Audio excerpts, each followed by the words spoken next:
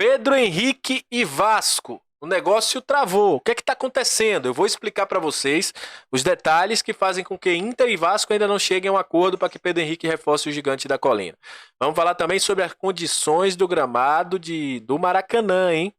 Preocupa para o clássico e hoje foi alvo de críticas dos jogadores, do técnico do Flamengo também, hein? Complicado. O gramado do Maracanã tá feio. Vamos falar também sobre a volta de Payet ao time do Vasco, as polêmicas envolvendo o Verratti aí.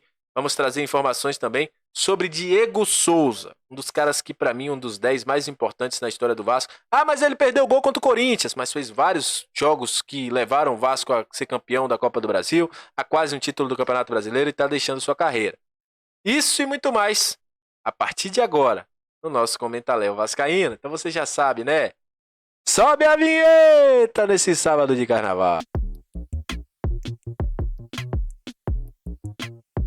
Salve, salve, torcedor vascaíno, salve minha galera do Comentaléu, saudações vascaínas, estamos entrando no ar para falar de Vasco.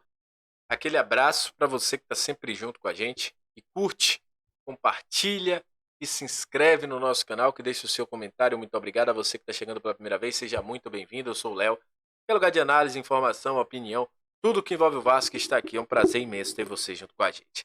Esse sábado de carnaval, espero que quem esteja curtindo curta com alegria, curta com paz, tenham todos os cuidados também na questão da saúde. Enfim, estamos vendo aí os casos da dengue também aumentando. Enfim, se cuidem muito e se previnem. Vasco que só volta a treinar neste domingo. Neste sábado teve aí uma folga, inclusive tem fotos aí nas redes sociais do Verratti pegando a badass para a Marquês de Sapucaí. Isso aí virou uma polêmica gigante nas redes sociais. Muita gente, algumas pessoas entenderam. É aquela, o jogador tá com uma lesão na costela, né? E tem duas lesões que difíceis de curar. O torcedor às vezes fica com o pé atrás, obviamente, o jogador está pegando uma badade, uma festa. Mas enfim, a situação do Verratti aí, a galera nas redes sociais hoje teve esse embate polêmico. Falando também sobre o jogo contra a equipe do Fluminense, os ingressos já estão à venda. Uma boa parte da Zona Sul, né, vamos dizer assim, já teve seus ingressos esgotados para o jogo do Fluminense contra o Vasco. É um jogo numa quarta-feira de cinzas, um jogo que promete, obviamente é importante para o Vasco, também nas questões de classificação. O que preocupa é o gramado.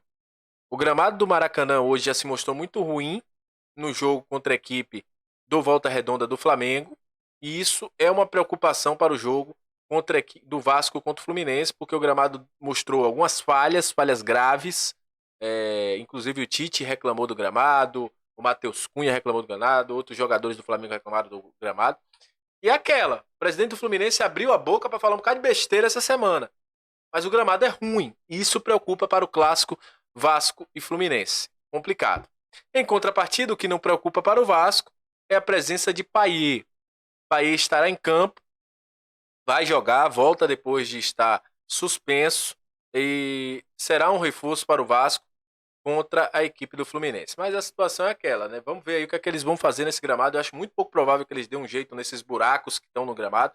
Relatos de quem estava jogando, de quem estava na partida, que tem buracos sim no gramado do Maracanã. Isso preocupa bastante para a partida contra a equipe do Fluminense. Lembrando que o Vasco volta neste domingo a treinar visando esse clássico. Clássico importante, cara. Uma vitória do Vasco pode fazer com que o Vasco se consolide no G4. Né? Então, o Vasco saia com essa vitória aí contra o Fluminense será importante. Também para a moral do grupo. Falando sobre negociações, a gente já falou aqui do Breno Lopes e outras situações. O Sforza joga nesse domingo, após o jogo, no avião, inclusive, que é fretado pela AFA. Ele já vem para o Brasil. Provavelmente nessa segunda-feira já deve estar se apresentando e tudo mais para fazer exames e tudo. Mas a situação de um jogador que a gente falou durante a semana, Pedro Henrique. O Lucas Colar trouxe a informação que ainda não há um acerto entre o Vasco e o Internacional. Volto a dizer, o time do Vasco com o Pedro Henrique, tudo ok. Ramon Dias ligou para ele, Alexandre Matos, Ramon Dias inclusive buscou informações com o Eduardo Cudê. tudo ok. O problema é a situação entre Vasco e Inter. Há um imbróglio, empréstimo, compensação financeira, definitivo. É isso que está pegando na situação de Vasco e Internacional com Pedro Henrique. Precisa chegar a um denominador comum. A vontade do jogador também pode prevalecer. Vou dar um exemplo. Kehler. O Inter estava receioso em liberar o Kehler. O Kehler teve uma situação lá, eles acabaram liberando o Kehler. O Kehler forçou, vamos dizer assim. Inclusive, eles falaram que o Kehler teve uma situação de forçar a saída para o Vasco. Hoje, com o Pedro Henrique, está a mesma coisa, mas o Pedro Henrique não vai forçar. Inclusive, ele está relacionado para o próximo jogo do Inter. Mas esse é o imbróglio. As condições da negociação entre Vasco e Inter, os dois não chegaram a um denominador comum. O Inter não gostou do que o Vasco mandou, o Vasco não quer ceder para o Inter. Então, é essa situação entre Vasco e Inter por Pedro Henrique. Deixar bem claro para vocês, bem cristalino, para que a gente saiba o que está acontecendo. Léo, pode ser que o negócio não aconteça? Pode ser. Mas hoje a situação é o seguinte: o Vasco provavelmente deve querer entrar em contato com o Inter, porque é um jogador que o Ramon Dias gostou bastante, é um jogador que vem para evoluir, e a dificuldade do Vasco contratar jogadores no mercado com essa característica que o Pedro Henrique tem. Então acredito que deve haver mais negociações para aí sim poder chegar a um denominador comum entre Vasco e Inter. O problema é todo esse: Vasco e Inter chegarem a um denominador comum do que eles querem na negociação. Eu acho que o jogador também, a vontade do jogador também tem que prevalecer, né? Mas enfim, vamos ver como é que vai ser aí o decorrer dos negócios nos próximos dias. Enquanto isso, Pedro Henrique continua jogando aí pelo Internacional. E hoje tivemos uma informação, né? Inclusive eu falei nas outras redes sociais, que para mim um dos grandes camisa 10 do Vasco nos últimos 10 anos. Nos últimos, não vou nem dizer nem 10 anos, né? 10 anos de 2014. Nos últimos 15, 20 anos.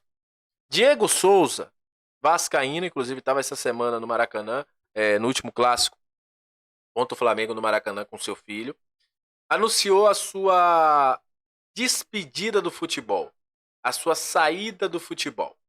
O Diego Souza, que pelo Vasco tem jogos memoráveis, eu gosto de dizer sempre, cara, a gente sempre tem notabilizado às vezes o gol que o Diego Souza perdeu contra o Corinthians. Mas quem acompanhou o Diego Souza em 2011, jogos memoráveis, por pouco a gente não foi campeão brasileiro porque o árbitro da arbitragem nos surrupiou, vamos dizer assim. Porque Diego Souza fez chover em um jogo contra o Cruzeiro, inclusive dando chapéu em Fábio. Diego Souza fez jogos brilhantes contra Grêmio, fez um golaço contra o Bahia, quem lembra aquele jogo em Pituaçu. Vários jogos do Diego Souza, jogo do Lanús 2012 na Copa Libertadores. Um cara, para mim, foi um dos mais brilhantes com a camisa 10 do Vasco, mais decisivos. Infelizmente, poderia ter tido mais títulos.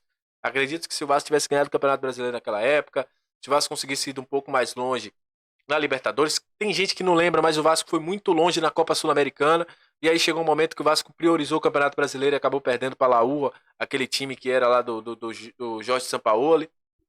Mas enfim, um cara que, para mim, foi um dos maiores camisa 10 que eu vi com a camisa do Vasco, e decisivo. Um dos grandes títulos que que eu tenho na memória com a camisa do Vasco é com esse time de Alexandro, de Diego Souza, Felipe, Éder Luiz.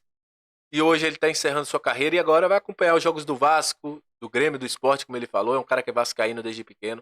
E a gente deseja aqui sucesso no segmento de sua vida, né? Ele não decidiu ainda se ele vai trabalhar com futebol, se ele vai ficar de boa. Mas um forte abraço aí pro Diego Souza, em uma homenagem a ele. E para mim foi um dos caras que me fez sentir, sabe, representado com essa camisa do Vasco. Então é isso. Agradecemos aí o Diego Souza pelo serviço prestado. Não fica só naquele jogo do Corinthians não, viu, gente? Tiveram N jogos que se você botar aí nas redes sociais, você que não teve a oportunidade de acompanhar, ou você era muito pequeno, você não acompanhava o futebol ainda, procure aí melhores lances do Diego Souza com a camisa do Vasco. Você vai ver o quanto esse cara foi importante pra gente lá em 2011, 2012. Tamo junto, até a próxima. Saudações vascaínas, muito obrigado pela sua audiência e valeu.